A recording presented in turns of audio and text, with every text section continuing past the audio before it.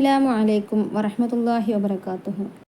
വിശുദ്ധ ഖുർആൻ പറയുന്നു, അള്ളാഹുവിൻ്റെ ദീനിൻ്റെ ഉന്നമനത്തിനു വേണ്ടി ശത്രുക്കളോട് പടപൊരുതി രക്തസാക്ഷികളായവരാണ് ശുഹദാക്കൾ. ഒമാനൂർ ശുഹദാക്കൾ 3 പേരാണ്. കുഞ്ഞാലി, മുഹിയുദ്ദീൻ, കുഞ്ഞിപ്പോക്കർ റളിയല്ലാഹു അൻഹു.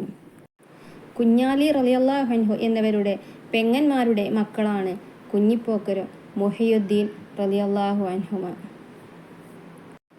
തിരൂരിൽ നിന്ന് നായർ കുടുംബത്തിലെ ഒരാളെ നാട്ടിൽ നിന്നും വീട്ടിൽ നിന്നും പുറത്താക്കപ്പെട്ടു. അദ്ദേഹം പല നാടുകളും ചുറ്റിക്കറങ്ങി കൊണ്ടോട്ടിക്കടുത്തുള്ള ബിമ്പന്നൂർ എന്ന സ്ഥലത്തെത്തി. ഇന്ന് ഓമാനൂർ എന്ന പേരിലാണ് ആ സ്ഥലം അറിയപ്പെടുന്നത്. ബിമ്പന്നൂർ എന്ന പേരു പോലെ തന്നെ ഒരുപാട് ബിംബങ്ങളെ ആരാധിച്ചിരുന്ന ഹൈന്ദവർ ആയിരുന്നു കൂടുതലും. 3 മുസ്ലിം വീടുകൾ മാത്രമായിരുന്നു അവിടെ ഉണ്ടായിരുന്നത്. നായർ കുടുംബത്തിൽ നിന്നും പുറത്താക്കപ്പെട്ട അയാൾ ആരാരും ഭക്ഷണം കൊടുക്കാനോ സംരക്ഷിക്കാനോ ഇല്ലാതെ ക്ഷീണിച്ചു തളർന്ന് ഒരു ഗതിയുമില്ലാതെ നടക്കുകയാണ്. ആ സമയത്താണ് കുഞ്ഞാലി ഷഹീദിനെ കണ്ടുമുട്ടുന്നത്. അന്യമതക്കാരനാണെങ്കിലും അയാൾക്ക് മാനുഷിക പരിഗണന കൊടുക്കണമെന്ന് കുഞ്ഞാലി ഷഹീദ് മനസ്സിലാക്കി. തൻ്റെ വീട്ടിൽ അയാൾ താമസിപ്പിച്ചു, ഭക്ഷണം കൊടുത്തു, സംരക്ഷിച്ചു. ശത്രുക്കളിൽ പലരും ഇതറിഞ്ഞു. അവർ കുഞ്ഞാലി ഷഹീദിൻ്റെ വീട് വളയുകയും അയാളെ വിട്ടയക്കാൻ ആവശ്യപ്പെടുകയും ചെയ്തു. എന്നാൽ ബഹുമാനപ്പെട്ട കുഞ്ഞാലി ഷഹീദ് ആ യുവാവിനെ വിട്ടുകൊടുക്കാൻ തയ്യാറായില്ല. നായർ യുവാവിനെതിരെ ആരോപിച്ച കുറ്റങ്ങൾ കേട്ടറിഞ്ഞ കുഞ്ഞാലി ശുഹദാക്കൾ അയാൾക്ക് മാപ്പ് നൽകുവാനും അയാളെ ജീവിക്കാൻ അനുവദിക്കുവാനും നായർ പ്രമാണിമാരോട് ആവശ്യപ്പെട്ടു. തങ്ങളുടെ സാമൂഹിക വ്യവസ്ഥയെ ധിക്കരിച്ച നായർ യുവാവിൻ്റെ വക്കാലത്ത് കുഞ്ഞാലി ഷഹീദിനോടും മുസ്ലിങ്ങളോടും ദേഷ്യവും വിദ്വേഷവും വർഗീയതയും ഉണ്ടാക്കാൻ ഒരു കാരണമായി. അവർ അവിടെ നിന്ന് പോയെങ്കിലും അധികം വൈകാതെ നിഗൂഢമായ നീക്കങ്ങളിലൂടെ നായർ യുവാവിനെ വധിക്കുകയും ചെയ്തു. ഈ സംഭവം കുഞ്ഞാലി ശുഹദാക്കളെ വളരെയധികം വിഷമിപ്പിച്ചു. എന്നാൽ സമാധാനം ആഗ്രഹിച്ചിരുന്ന കുഞ്ഞാലി ശുഹദാക്കൾ ഇതൊരു കുഴപ്പത്തിന് ഇടവരാതിരിക്കാൻ ശ്രദ്ധിച്ചു. അന്ന് സാമൂതിരിയുടെ അധികാരപരിധിയിലാണ് ഒമാനൂർ പ്രദേശം. ആ സമയത്താണ് ചെറുപ്പ എന്ന സ്ഥലത്തുള്ള അമ്മാളുഅമ്മ എന്ന സ്ത്രീ ഇസ്ലാം മതം സ്വീകരിച്ച് ഹലീമ എന്ന പേര് സ്വീകരിക്കുന്നത്.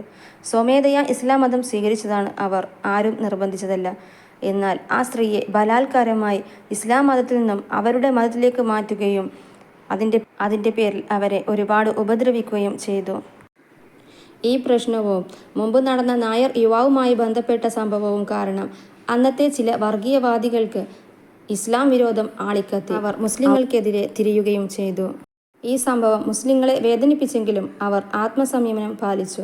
ഇതിനിടയ്ക്ക് ഹിന്ദു മുസ്ലിം വിരോധത്തിന് കാരണമായ ഒരു സംഭവമുണ്ടായി. ചില സാമൂഹിക ദ്രോഹികൾ മുസ്ലിങ്ങൾ നിഷിദ്ധമാക്കിയ പന്നിയെ കൊന്ന് അതിൻ്റെ തല പാലാഴിപ്പയിൽ ഇട്ടു.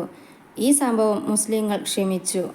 മുസ്ലിങ്ങളെ ആ നാട്ടിൽ നിന്നും ആട്ടിയോടിക്കാൻ അവർ പല കുടിലതന്ത്രങ്ങളും പ്രയോഗിച്ചു.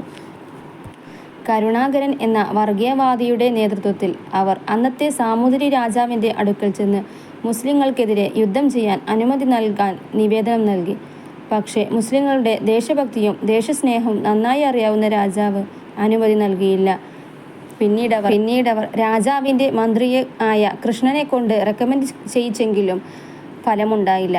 അവസാനം ചതിയിലൂടെ മുസ്ലിങ്ങളെ ആക്രമിക്കുവാൻ അവർ തീരുമാനിച്ചു. അവർ ഒരു പശുവിനെ കൊന്ന് അതിൻ്റെ തലയെടുത്ത് അവരുടെ അമ്പലത്തിൽ കൊണ്ടു നാട്ടി. അമ്പലത്തിലെ പൂജാരി കള്ളപ്രസ്താവന നടത്തി പറഞ്ഞു, അമ്പലനട അശുദ്ധിയായിരിക്കുന്നു, ദൈവം കോപിച്ചിരിക്കുന്നു.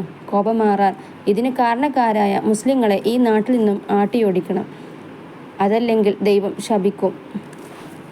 ഇതു കേട്ട ശത്രുക്കൾ ഇളകിപ്പുറപ്പെട്ടു. അവർ നേരെ ചെന്ന് പള്ളിക്കുന്നിലെ പള്ളിക്ക് തീയിട്ട് കത്തിച്ചു ചാമ്പലാക്കി. മുസ്ലിം വീടുകൾ നശിപ്പിച്ചു, സമ്പത്ത് കൊള്ളയടിച്ചു, അവരുടെ കൃഷിയിടങ്ങളെല്ലാം നശിപ്പിച്ചു. മുസ്ലിങ്ങളെ നാട്ടിൽ നിന്നും ആട്ടിയോടിച്ചു. ഈ സംഭവം കേട്ടറിഞ്ഞ് അന്ന് ഒമാനൂർ ജീവിച്ച കുഞ്ഞാലി ശുഹദാക്കളും സഹോദരപുത്രന്മാരും ഓടിയെത്തി. കലാപകാരികളുമായി ഏറ്റുമുട്ടി രക്തസാക്ഷികളാവാൻ തന്നെയായിരുന്നു അവർ വന്നത്. അന്ന് മുസ്ലിങ്ങൾ കുറവായിരുന്നു. കുഞ്ഞാലി ശുഹദാക്കളുടെ വീട് അവർ അഗ്നിക്കിരയാക്കി. ഇവർ 3 പേരും തികഞ്ഞ കായിക അഭ്യസികളായിരുന്നു. അവർ 3 പേരും കൂടി ശത്രുക്കളോട് പൊരുതുവാനും രക്തസാക്ഷികളാകാനും പ്രതിജ്ഞയെടുത്തു. താമസിയാതെ ശത്രുക്കൾ മുഹിയുദ്ദീൻ എന്നിവരുടെ വീട് വളഞ്ഞു. അവർ 3 പേരും ശത്രുക്കളുമായി ശക്തമായി യുദ്ധം ചെയ്തു. ഈമാനിക ശക്തി കൊണ്ട് തന്നെ യുദ്ധം ചെയ്യുന്ന അവരെ നേരിടാൻ ശത്രുക്കൾക്ക് കഴിഞ്ഞില്ല. ശത്രുക്കൾ പിന്തിരിഞ്ഞോടി. ജീവനിൽ കൊതിയുണ്ടായിരുന്ന ബ്രാഹ്മണരും നായന്മാരുമെല്ലാം ഉപേക്ഷിച്ച് വിളയിൽ പറപ്പൂരിലേക്ക് ഓടി രക്ഷപ്പെട്ടു. രക്തസാക്ഷികളാകാൻ സാധിക്കാത്തതിലുള്ള നീരസവും ദുഃഖവും 3 യോദ്ധാക്കളിലും ഉണ്ടായിരുന്നു. അവർ ഒരു തീരുമാനത്തിലെത്തി.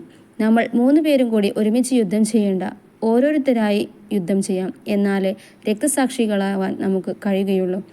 ഹിജ്റ 1128 ദുൽഹിജ്ജ 7 വെള്ളിയാഴ്ച സർവ്വസന്നാഹങ്ങളുമായി ശത്രുക്കൾ ഈ 3 പേരെയും അന്വേഷിച്ച് ഓമാനിൽ എത്തി. അങ്ങനെ യുദ്ധമുഖത്തേക്ക് ആദ്യം ഇറങ്ങിയത് മുഹിയുദ്ദീൻ എന്നവരായിരുന്നു.